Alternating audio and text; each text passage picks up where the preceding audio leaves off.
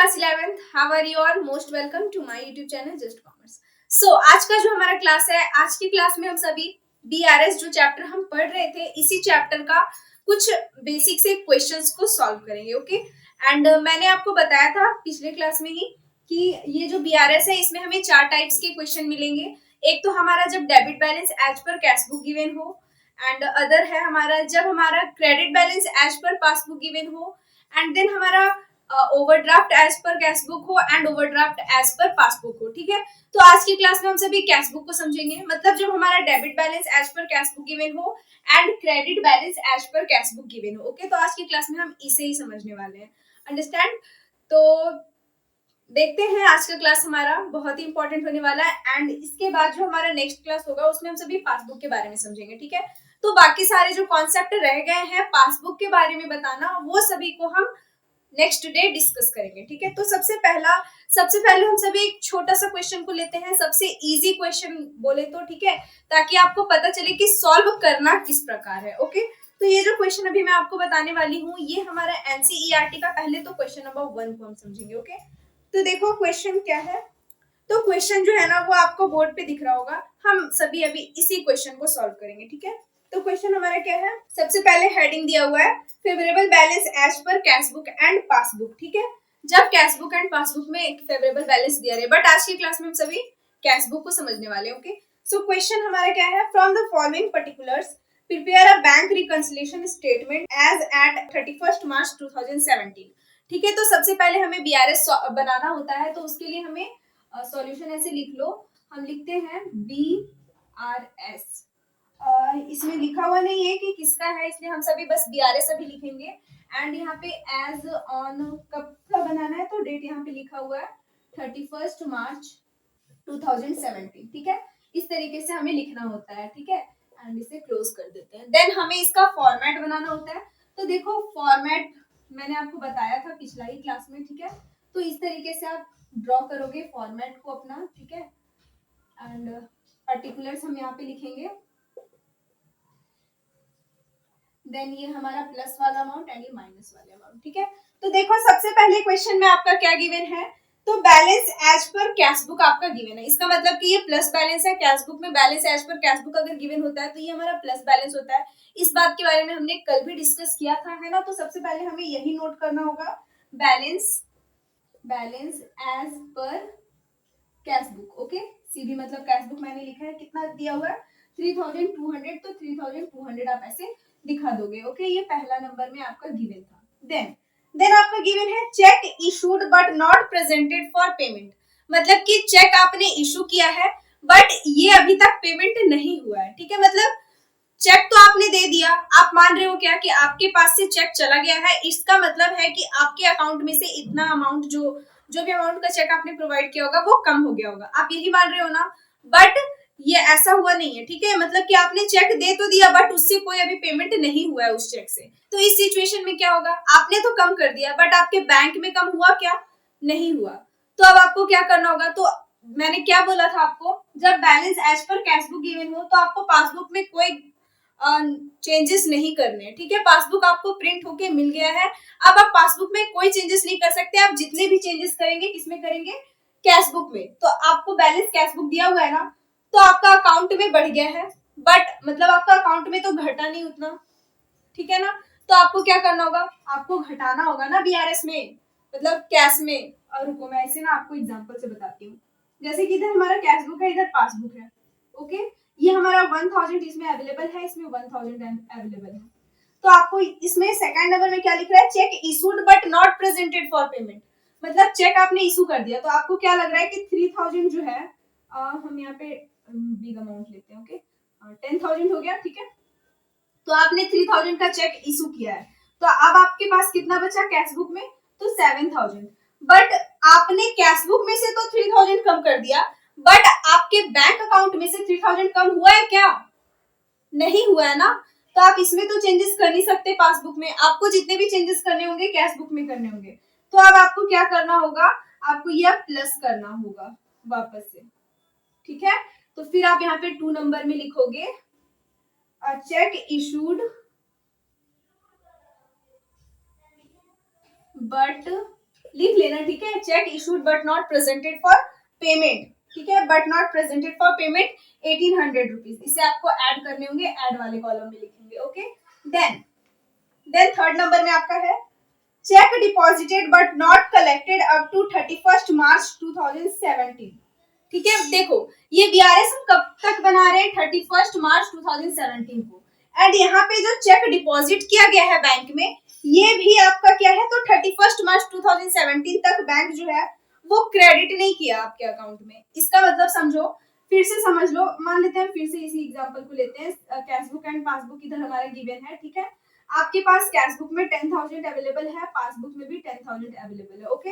Then आपने check deposit किया है अपने अकाउंट में, तो आप क्या मान रहे हैं कि आपके अकाउंट में 2,000 बढ़ गया, आप यही मान रहे हैं ना, तो आप अपने कैश बुक में भी 2,000 बढ़ा दोगे, ठीक है।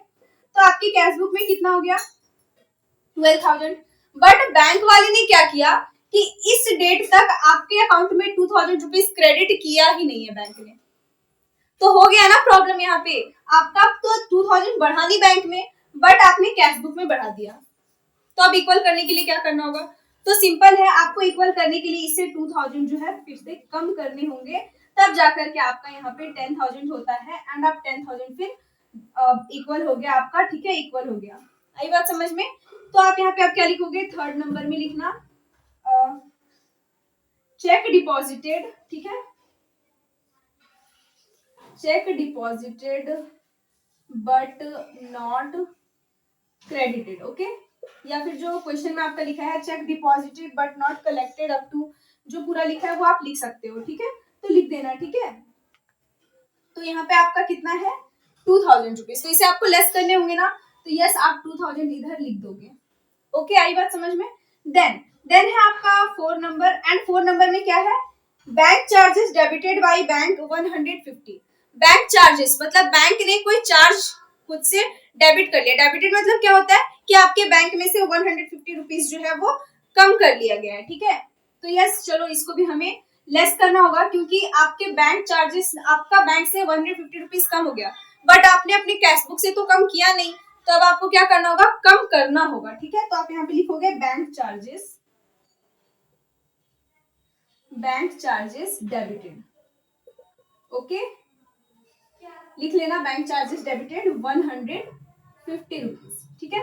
इतना काम तो आपको करना है। तो देखो आप डेबिट एंड क्रेडिट मतलब प्लस वाला और माइनस वाले सभी को ऐड कर लो, ठीक है। तो ऐड करने पर आपके कितने आ रहे हैं, तो देखो ऐड करने के बाद इस तरीके से पहले आपको कॉलम बना लेना है, ठीक है। ऐड करने के बाद आप ऐसे लिख लेना, ठीक है, पहले लिख लेना ऐड करने के बाद। तो इधर आपका 5,000 आने वाला है, एंड इधर आपका 2,150 आने वाले हैं, ठीक है, इस तरह से लिख लेना।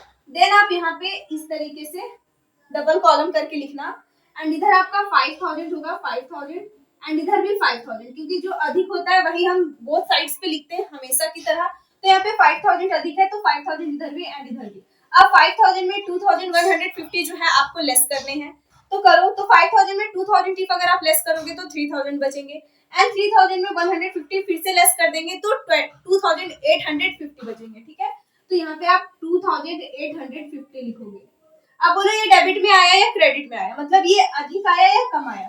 तो देखो आपका डेबिट साइड अधिक था, मतलब प्लस वाला अमाउंट अधिक था ना, इसका मतलब कि ये आपका प्लस में आया है। आई बात समझ में, ये प्लस वाला आपका अधिक है, इसलिए इसका मतलब है कि ये आपका प्लस में आया है, ओके।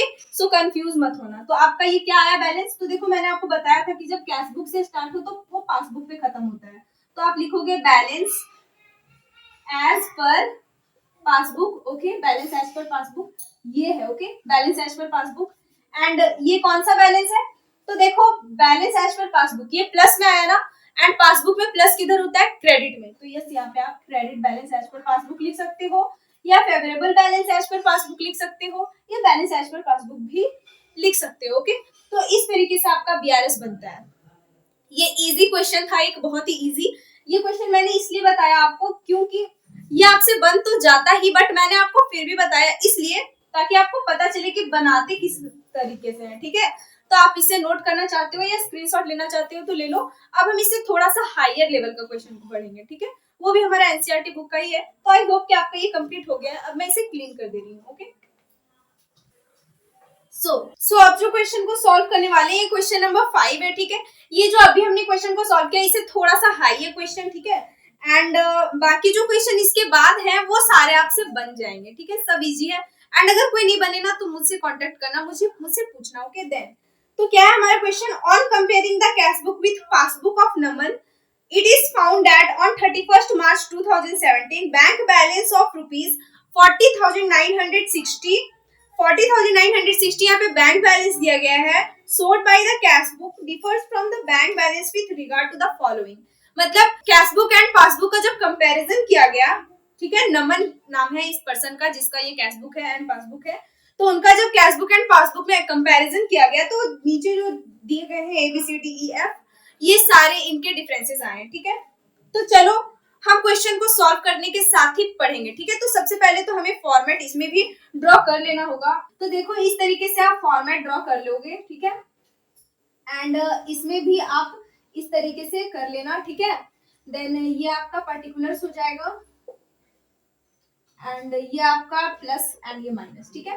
तो देखो सबसे पहले आपका क्वेश्चन में क्या गिवन है, तो क्वेश्चन में आपका सबसे पहला जो है ना वो बैलेंस गिवन है, ठीक है, बैंक बैलेंस। कैश बुक में आपका बैंक बैलेंस जो गिवन है वो, तो आप इसे क्या लिखोगे, balance as per cash book आप यहाँ पे लिख सकते हो। तो आप लिखोगे balance as per cash book, okay. And amount है आपका 40,960, सॉरी ये प्लस में होगा, 40,960 ऐसे लिख दोगे। देन आपका ए नंबर में लिखा है bank charges ₹100 on 31st March 2017 are not recorded in cash book.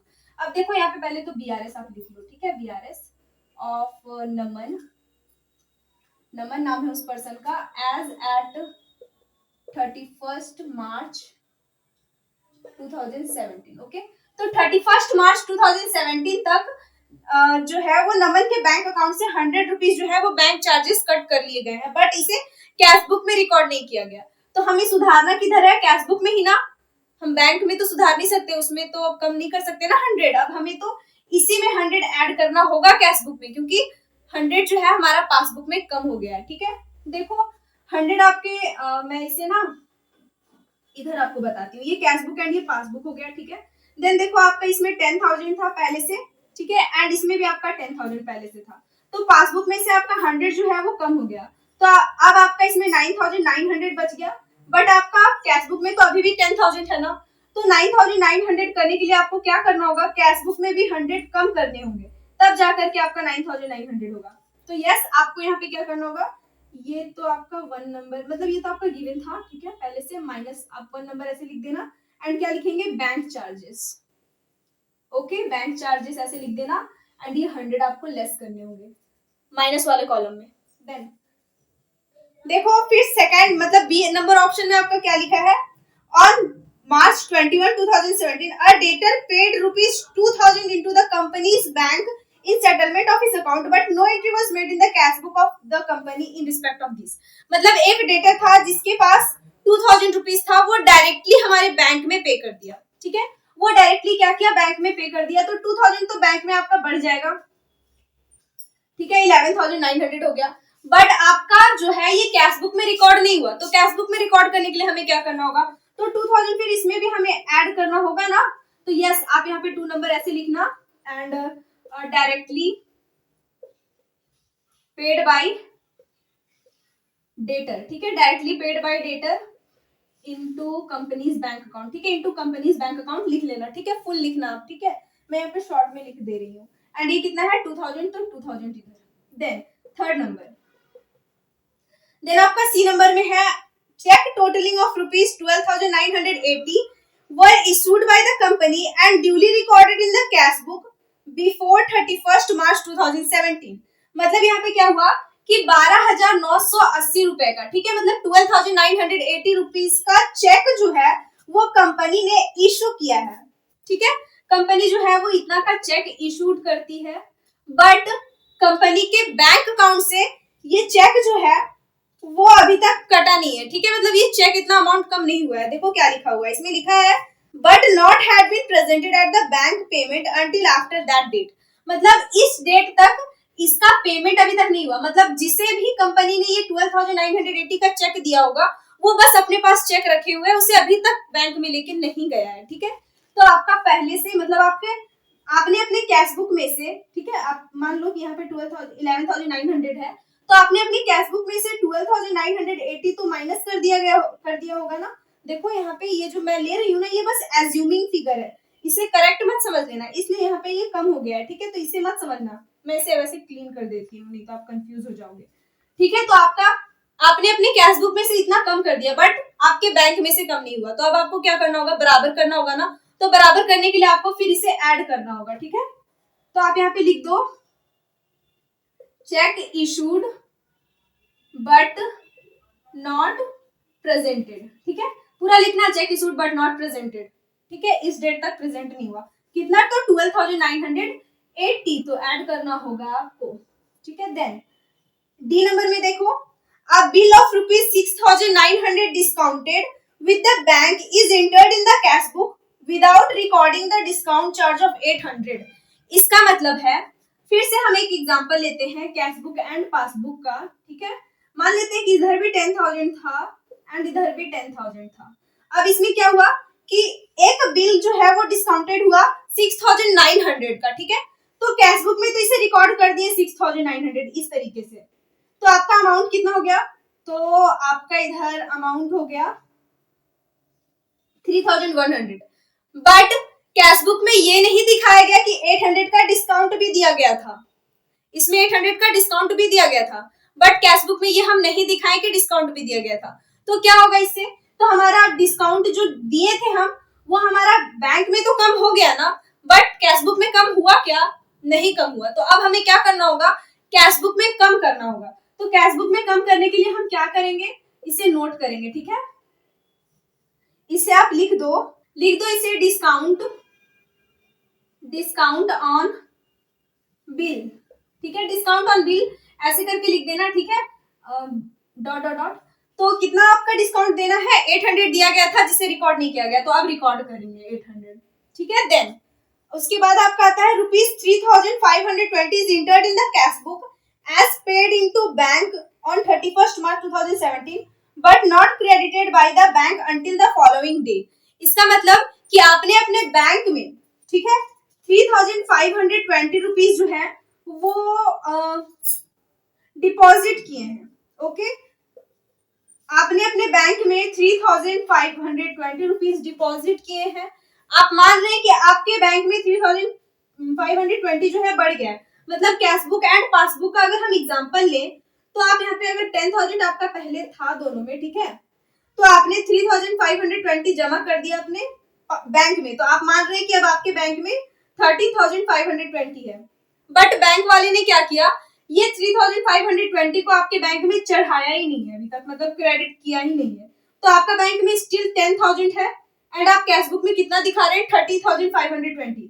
तो अब आपको इक्वल करने के लिए क्या करना होगा, इसे लेस करना होगा, 3,520 जो आपने बढ़ा दिया ना, अब इसे आपको कम करना होगा, तब जा करके ये 10,000 होगा। आई बात समझ में। तो फिर आपको यहाँ पे दिखाना क्या होगा, 5 नंबर ऐसे देके लिख दो क्या लिखा है, लिख दो पेड इनटू बैंक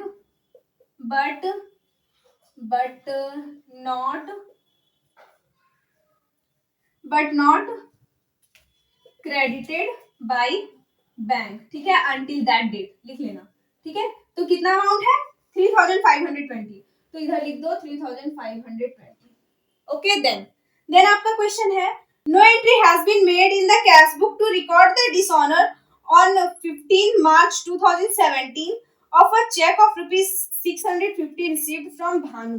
मतलब भानु नाम का एक पर्सन था जिसने 650 रुपीज का चेक जो है जिससे मिला था, ठीक है, तो एंट्री एक भी एंट्री पास नहीं हुआ, ये चेक जब बैंक में ले जाया गया तब ये डिसऑनर हो गया, ठीक है, ये चेक से अमाउंट नहीं मिला, डिसऑनर हो गया।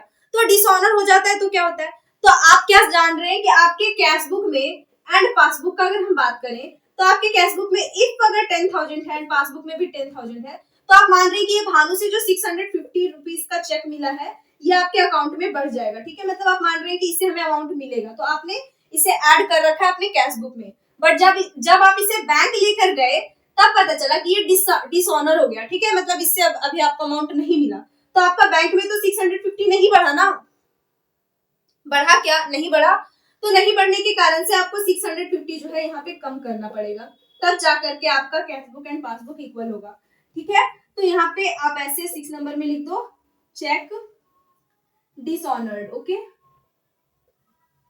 चेक डिसऑनर्ड एंड अमाउंट कितना है 650, तो अब आपको इसे लेस करना होगा, तो 6050 ऐसे आप लेस कर दोगे।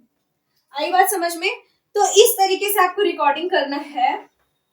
देन अब आप इसे क्या करोगे, तो देखो दोनों साइड पहले तो ऐड कर लो, ठीक है, तो देखो दोनों साइड अगर आप ऐड कर लोगे तो आपका कितना अमाउंट आएगा, तो चलिए हम इधर ऐड करते हैं। 40,960 है हमारे एंड 2000 एंड इट इज 12,980, तो यहाँ पे आपका आता है 55,940, तो आप यहाँ पे 55,940 लिख लेना, ठीक है। देन अब हम क्रेडिट का बात करें तो क्रेडिट में हमारे 3,520 है एंड 650 एंड 8 और 900, ठीक है, तो यहाँ पे हमारा हो जाता है 15 और 520 5070, तो आप यहाँ पे 5070 लिख लोगे, ओके। अब देखो दोनों साइड में अधिक किधर है, तो यही हमारा अधिक है प्लस वाला 55,950,940, हाँ, तो इसमें आपका प्लस साइड ऐड करने पे 55,940 आया है एंड माइनस साइड ऐड करने पे 5,070 आया। अब इन दोनों को आप लेस करके देख लो, 55,940 में आप लेस करोगे 5070, तो आपका अमाउंट आने वाला है 50,870, ओके।